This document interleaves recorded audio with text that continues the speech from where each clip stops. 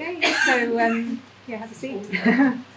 So my name's Jane Fernandez-Arias. I'm a GP at Middleton Health Centre, which is one of the Hope Citadel GP practices.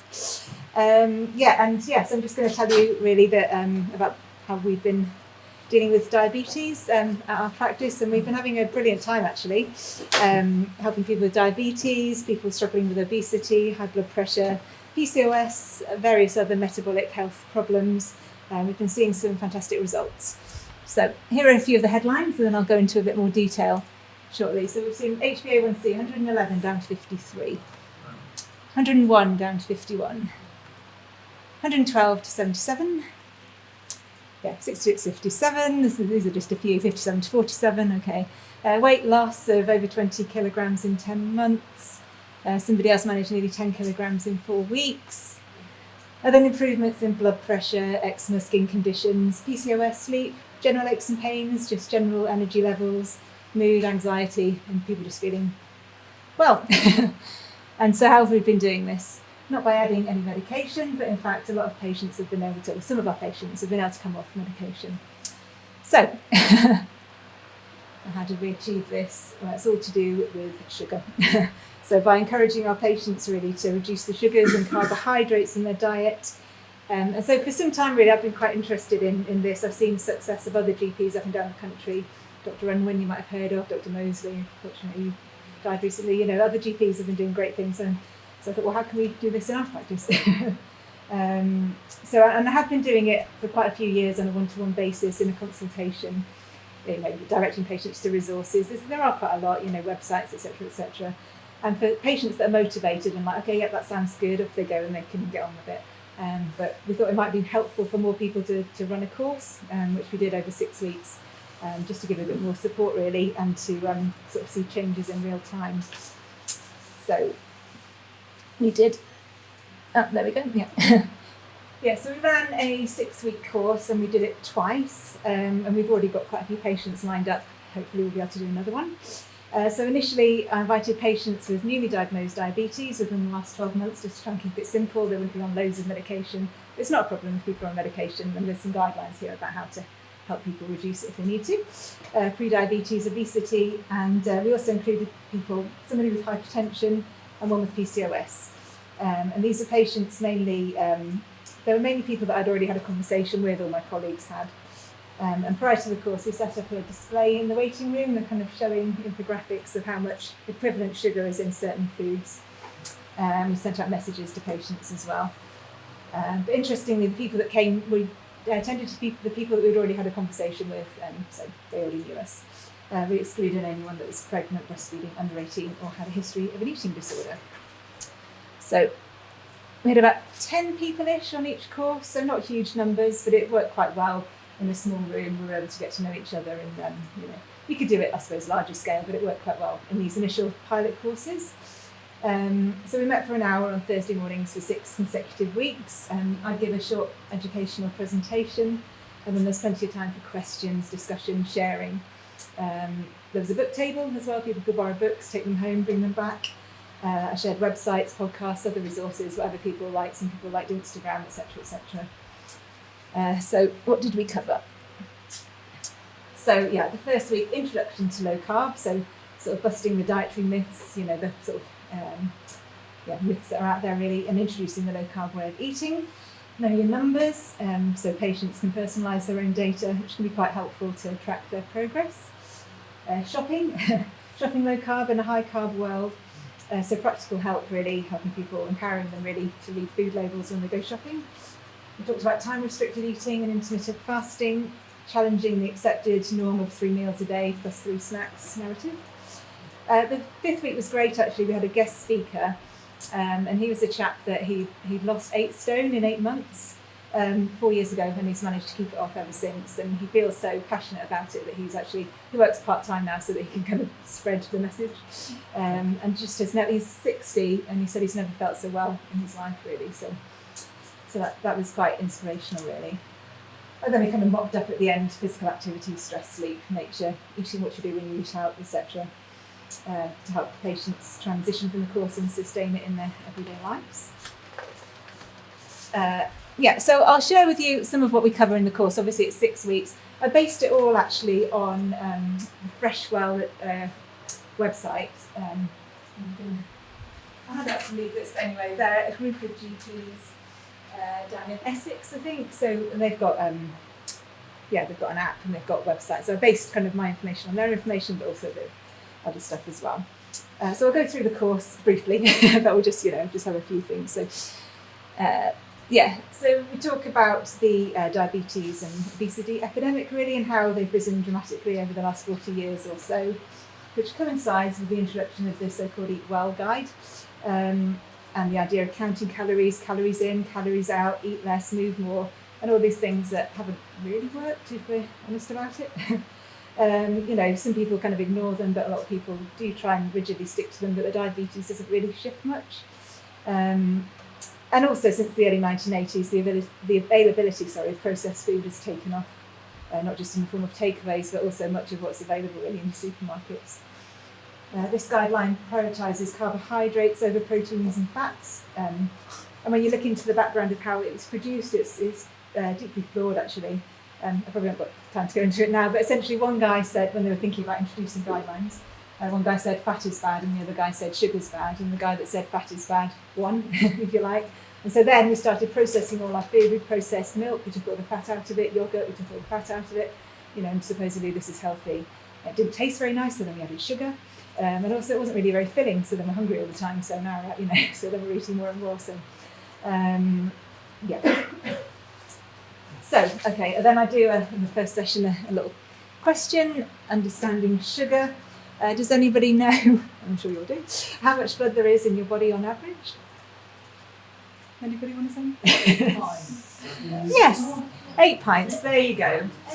And how many spoonfuls of sugar can our body cope with at one time? How many, to keep it in homeostasis, how many sort of teaspoons of sugar equivalent should there be? And the answer is just one teaspoon. So not much. Okay, so how many? Do you mean that's the level? The amount of amount of sugar in Anybody? Yes. Yeah. That we can cope with. I think if it's the equivalent of two spoonfuls, then you've definitely got diabetes. And I think if it's the equivalent of 3 teaspoons and it's not dealt with, then it's not compatible with life. I think that's so it's as drastic as that. How much sugar? How many teaspoons of sugar in a standard kind of soft drink? Does anyone know? Go on. Sorry? 9. Yes, very good. 9 teaspoons. So that's quite a lot for our body to deal with. And so your body absorbs that in about 30 minutes. Is that a good idea? Probably not. But luckily, our bodies do cope with it. As you know, we produce insulin. So we have got a system to deal with it. So from eating any sugar then. I mean, I know you all know all this, I'm just sort of showing what we talk about in the course really. So our digestive system absorbs the sugar, the blood sugar levels begin to rise. So we produce insulin, and so that drives all the sugar out of the bloodstream and stuffs it into our tissue cells, any sugar that we don't use for energy. But then the blood sugar levels drop, and sometimes they go too low. And so then we get a bit irritable, we're hungry and we're tired, and then the cycle, we eat again and the cycle continues. So what does insulin do? So insulin is known as the fat storage hormone, and it pushes sugar out of the bloodstream and into muscles, liver and fat cells. Excess sugar is converted into fat. So it's not fat that makes you fat, it's sugar that makes you fat. And whenever insulin's high, the body can't use the stored fat. So if the insulin is constantly high, we can't even use it, we can't use up that fat basically, resulting in obesity. And then if all the cells get full, then they become resistant to insulin, which leads to diabetes, as we know. But if we keep the insulin levels low, that enables the body to burn fat for fuel and resulting in weight loss and reduced waistlines as well, but reducing the risk of diabetes. So how do you keep insulin low? Keeping sugar to a minimum in all these different ways. Obviously there's sugar in a lot of food, isn't there? Even sort of fruit juices, it's just pure sugar, they take all the fibre out, etc. Yeah. But some patients say, well, actually, doctor, I haven't got a sweet tooth. You know, I don't really understand. I don't have tea. I don't have sugar in my tea. So it's quite useful, really, to ask the question, well, where do you think the sugar in your diet's coming from? And I think what a lot of patients don't realise, and I think what we don't necessarily realise until we think about it, go back to medical school, is that carbohydrates essentially are sugar molecules holding hands, if you like. So when we eat them and digest them, they just break down into a sugar molecule again. So if we're not having sugar, then maybe we're having quite a lot of bread, pasta, carbohydrates, potatoes, rice, cereals. And it's not saying that every carbohydrate is evil, but I think we're eating as a society way more than we used to. You know, back in the day, maybe grandma, she'd have a pork chop with the fat on it, cooked in lard, and some broccoli and some potatoes probably, but she didn't also have rice and pasta and noodles and croissants and pizza and, you know, all the rest of it that we have now. So yeah, there's a GP that you might have heard of, Dr. Unwin in Southport, and so he's designed these kind of infographics to help visualise it, really, to help patients understand the equivalent, how each food affects our blood sugar compared to 1 4-gram teaspoon of sugar. So they can be quite, some of them can be quite surprising, really. I think maybe the cereal, that you would assume that Cocoa Pops would have a lot of sugar, but even some of the things like bran flakes, almost, you know, a bowl of bran flakes has got sort of nearly 4 teaspoons of sugar, and that's a 30-gram bowl, and we don't usually have 30 grams, we have 60 grams, and that's without the skimmed milk and the sliced banana and the glass of orange juice, you know. But yeah, so these are quite useful, and we can give them to patients as well. So if we look at a typical healthy so-called breakfast of bran flakes, skimmed milk, brown toast, and a glass of orange juice, apple juice or orange juice actually, you can see it's nearly 16 teaspoons of sugar before the day's begun, and we think we're doing the right thing. And then you can see, you know, what happens to our blood sugar levels. If patients have got diabetes and they've got a blood sugar monitor, that can be really useful. They can just see it, and you can just see it in real time, you know. All the continuous blood sugar monitors are good as well. They are quite expensive, that's the only trouble. If you've got diabetes, you can get a free trial for 2 weeks from various different companies. Obviously, after that, they are quite expensive. But it can be quite useful if somebody wants to change how they're eating, put on the CGM, and then you can see what happens as you eat normally, then maybe change what you eat, and you can see that your levels stay. Go on. None of the CGM is free, So I think if you've got type 1, you can get them free. Yeah, and then after that, I don't think so at the moment, but wouldn't it be worth investing in them instead of spending all this money on insulin and all these other drugs? Anyway, that's another question for another day probably. But and you can see what happens. So this would be a breakfast of, I don't know, maybe some scrambled eggs in butter or something like that, or full-fat Greek yogurt and some berries and nuts, and the sugar level stays stable, the insulin level stays stable, so you're able to keep full, have all the fat-soluble vitamins, and not have the fat storage trouble of insulin. So what can I eat if I can't eat all those carbohydrates? There's loads of food, basically, you know, plenty of proteins, plenty of healthy fats. And some people like to keep it simple, you know, scrambling a couple of eggs is really easy and straightforward, anyone can do that. Other people, you know, there's loads of different recipe book ideas. If you're keen on cooking, you know, there's all that kind of stuff as well. I know we're talking about deprivation as well, but not, you know, some things are expensive, but not everything has to be necessarily. You know, a tin of tuna or a tin of fish or whatever, a tin of tinned meat. I've got a question. Yeah. You wrote something there like vegetables growing above ground. Yeah. So like carrots, not so. Yeah, the ones that grow below, so sort of carrots to a certain degree, but sweet potatoes, as a clue in the name, you know, parsnips, all those kind of things are quite starchy, and so starch breaks down to sugar. But things like broccoli, green beans, more the green leafy vegetables, really, cauliflower above the ground have got a less carbohydrates, basically. Yeah. It's just kind of a rule of thumb, really. Yeah, so we talk about the 4 kind of simple principles: minimise sugar, minimise starchy carbohydrates, eat real food, you know, as least processed as possible, and don't fear natural fat with all the lovely fat-soluble vitamins, and it makes you feel good as well. You know, if you have a nice meal, you feel good, don't you? You know, go on. I think, I don't know, that picture really suits my way of eating. I'm just naturally drawn to that way of eating. Yeah. but I just know that it's that doesn't. It's hard, isn't it? That Yeah, wouldn't even be something they'd put in a shopping basket. yeah, Also, having 3 kids, yeah, and this, they're not. They Yeah. want everything. in 2024 it's so hard. I've got 3 kids as well, yeah. And emotional eaters, they were always used Yeah, and my friends, like everybody has. My mum used to be a primary school teacher, and she saw how diets kind of change. She's retired now, but she said, I don't know, if it was somebody's birthday, we'd have party food and we'd have white bread sandwiches and we'd have crisps. Yeah, she says these kids have party food every day, and that's normal, and you don't want to be weird or different, But then maybe smoking was cool, and now it's not. It's huge. It's huge. It's the advice is simple and it makes sense, but it is difficult, isn't it, in today's society?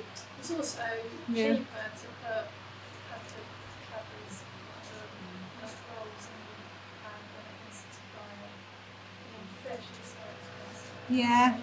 Yeah, that's right. But yeah, I hear what you're saying. But this is information. It is. It's hard. You have to think creatively, I suppose, about You're fuller. You don't have so many snacks. So I guess that's one thing. But it's not easy. No, and I mean there are cheapish options, but it's hard when kids. My son has a meeting for they've got a half day today, and they all want to go to KFC for lunch. So it's difficult. I've got Uber out now. Sorry. Uber at Yeah. But here we are in 2024, and this is it's difficult, and diabetes is through the roof, and obesity in children, and type 2 diabetes in children. It's It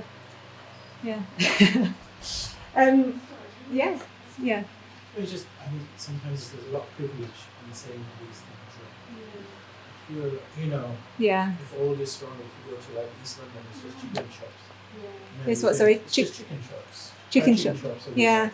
And they're very cheap, and even where I work in Blackpool, it's just fried chicken everywhere. Yeah. So this concept of having these things is Yeah. very practical for them. So South Yeah. is quite a leafy elderly population. Yeah. And again, where it works. Yeah, It's a yeah. wealthy population. Yeah. You compare that to Blackpool, Yeah. completely different, not too Yeah. far away. These No, are- it is a challenge, it's isn't it? very challenging to Yeah. change this in terms of the shopping basket and the Yeah. cheap. Yes. value. Yeah. The sentiments are good, but Yeah. practically changing that, knowing the price differences, I find it hard to do. Yeah. We talked about this in practice, but like how Jane Fernandez-Arias did a lot of years ago going to school, and it was amazing how children actually did try things and were interested, but some of them didn't know also the retro, but we did do quite a lot with you by going in and making it real. We've talked about doing some fruit and vegetables, some work for people, and we got a bit tired because there was some analogy or so we kind of took it out basically. Yeah. I suppose it's doing, part of it is that people have been motivated Yeah. and they're choosing to do it. But then Yeah. just bigger pictures, get them early and how do you do it? Yeah. Child Yeah. And if nobody's cooking either, and everyone's busy and trying to work. Yeah. I mean, with the chicken thing, the chicken's probably okay. I mean, you could always. It's a lot of salt in that French. Yeah. Just don't have the chips. Maybe chilled. Fried chicken and chips is a Yeah. Sorry. I just wanted to ask, the patients that you had, the cohort that you had, what was the demographic amongst those people? Well, to be honest, it's quite a lot of retired people because it was a Thursday morning. Yeah. But it was. And the first course actually, they were quite well educated. Yeah.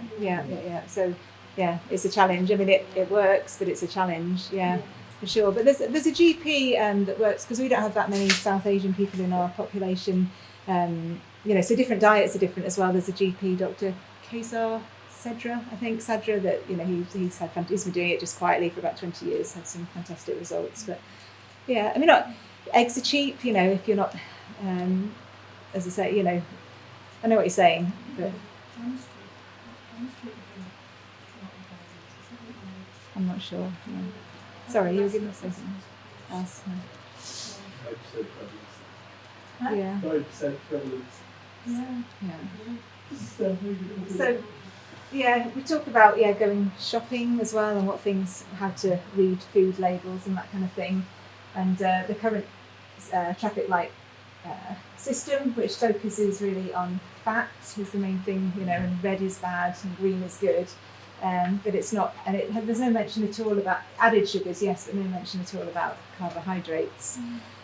Sorry, let's go back. Yeah, so for example, a packet of cornflakes, it's not really got any nutrition in it. I mean, vitamins, that's only because they add them artificially. But it doesn't look too bad, does it? Low fat, loads of green, a bit of orange maybe. So, if you don't know, you think, okay, that's probably healthy. And then a packet, I think most people would agree that oily fish is good for you. I think and yet it's got a red. So why has that got red or fat? It's got too much fat. So you might think, oh, that's really unhealthy. And you think the nutrition, the nutrition in this and the nutrition in that, they're worlds apart really. So it's very confusing. So on one of the sessions we talk about, just ignore that, turn it over, and then just look at the amount of carbohydrates per 100 grams.